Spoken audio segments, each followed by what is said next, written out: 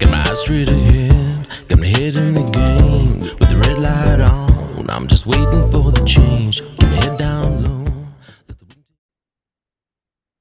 Hi, Jay Fallon. Thanks for listening to the Slippery Slope. So, I've told everyone before that I used to live in Melbourne. I lived in Melbourne, Victoria for quite a few years, over 11 years, I believe it was. I really enjoyed my time in Melbourne. I thought it was a great place. Now, I've got family members in Melbourne, and I was finding it hard to believe that Melbourne had changed that much. I'd been back a couple of times, haven't been back for a long time, but people I know have been describing to me how bad the crime rate and crime is in Melbourne and how dangerous it is, and the gangs literally roaming the streets. Amazing. It's just not what I remember. My memories of Melbourne are so good, and I always felt so safe, even though it's a big city. Never really felt in danger. But now I want to check out these two different stories, and they both highlight, well, they're both about one magistrate, one Victorian magistrate, Gail Hubble. And it just highlights, I think, where the justice system in Australia is going and where, well, the mindset of magistrates and judges all around the land. We just seem to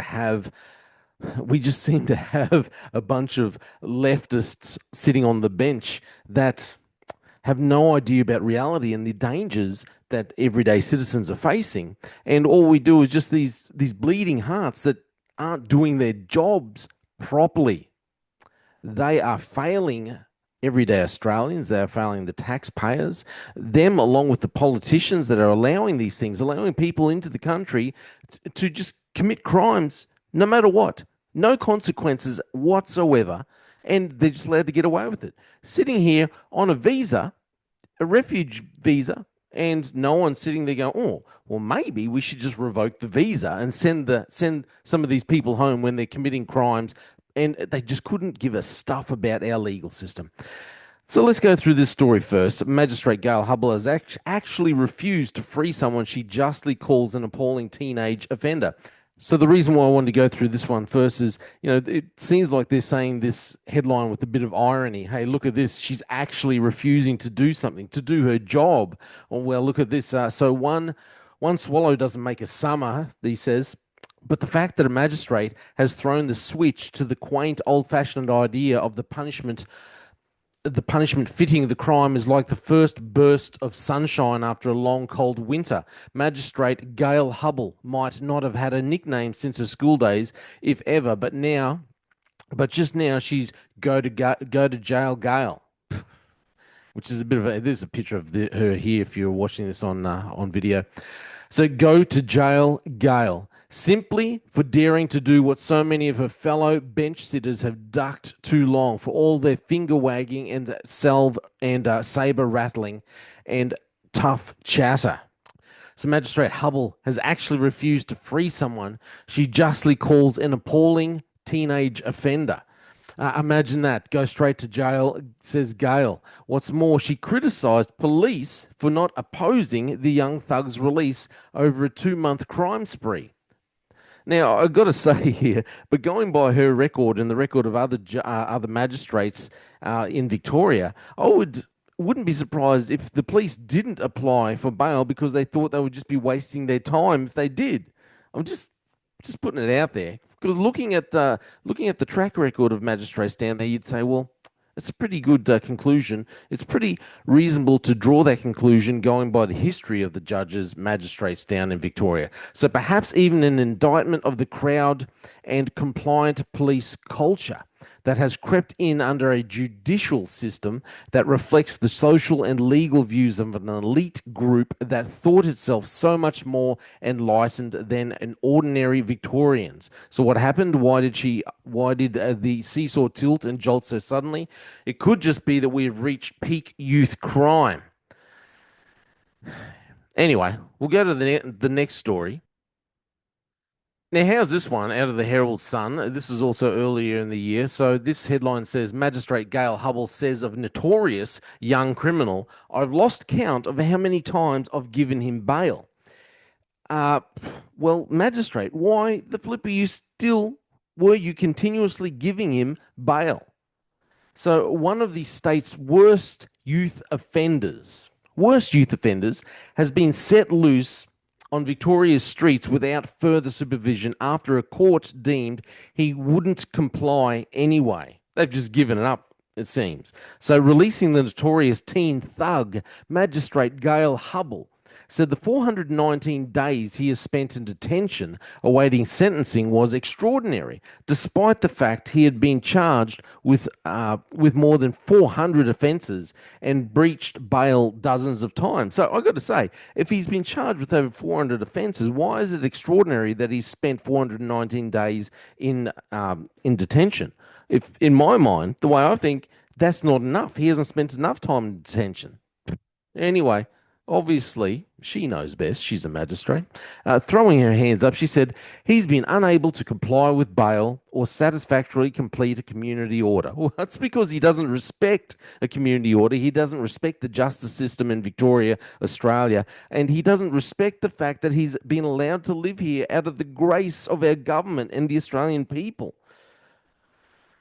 I don't think he can do a community order at this point. Oh, poor little darling. Her decision shocked even the 15-year-old's lawyer and the prosecution, who were calling for the thug to complete a community-based order on his release, including behaviour change programs. The boy on a refuge visa, seriously, he's on a refuge visa. Why do they not just cancel his visa, put him on a plane? Problem solved. The boy on a refuge visa made front page headlines in the Herald Sun when it emerged he had almost 400 charges struck out due to his age and had been bailed more than 50 times. He has repeatedly breached court orders, going on to commit terrifying crime sprees, including home invasions, car thefts, and robberies within days of his release. It is understood he first came to the police attention when he was just 11 years old. Despite rehabilitation being the primary consideration in sentencing a young offender, seriously, these people aren't wise enough to realize that there is no rehabilitation at this point. You need to just flat out punish. That's all that's going to get through to his little thick head. Ms. Hubble said the teen's shocking history of thumbing his nose at court orders showed he was not capable of completing them. I'm not sure a community order is best. That's what she said. A community order is not best. So what should we do? We've given him bail so many times, it leaves me flabbergasted. I've lost count of how many times I've given him bail. As the boy fronted court this month for sentencing on his latest offending and for breaches of community orders, his lawyer, Vincent Vu, was surprised when Ms. Hubble indicated she was looking at a punishment that would see his client's immediate release. That's what you want to hear, immediate release. I wasn't expecting that, he says. Police had pushed for detention, followed by his release on a youth attendance order, which is pointless, I've got to tell you, where he would continue to be supervised by youth justice. In other words, where the state would just continue to pay someone to look after him, to babysit him. So he's just going to continue to cost money for everyone. Why do we put up with this rubbish? The Youth Justice Report says they're all still hoping, even though she had refused to do so, that he be involved in the statewide rehabilitation service. Look, this is just a joke. Australia's legal system is a joke. These youths come over here, not from our country. Can I tell you, this is what I think should happen. The boy and his whole family should have their visas revoked. Even if his family are good citizens, they obviously can't control him. It's their responsibility. He's been on the police radar since he was 11. They haven't even tried, by the sounds of it, to control him. If he's got no parents controlling him, send the whole lot of them back. Send them all back.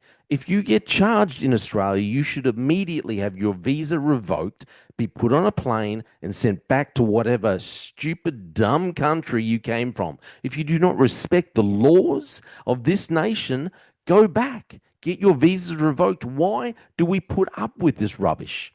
But this is the point. We have magistrates like her, like go to jail Gail once. She sent someone to jail once. Whoop-de-doo. So we have magistrates like her who are just so soft, who all they do is, oh, let's just rehabilitate. Let's just, no. You spare the rod, you spoil the child. He needs the rod. He hasn't had the rod. He needs the rod. That's what he needs. Proper discipline. He needs to be punished. These children need to be punished. These adults who come and do the wrong thing, they don't respect the law. They don't respect the nation. They don't respect the fact that they've been given a second chance to come to a place that's better. They don't give a damn. They need to be punished.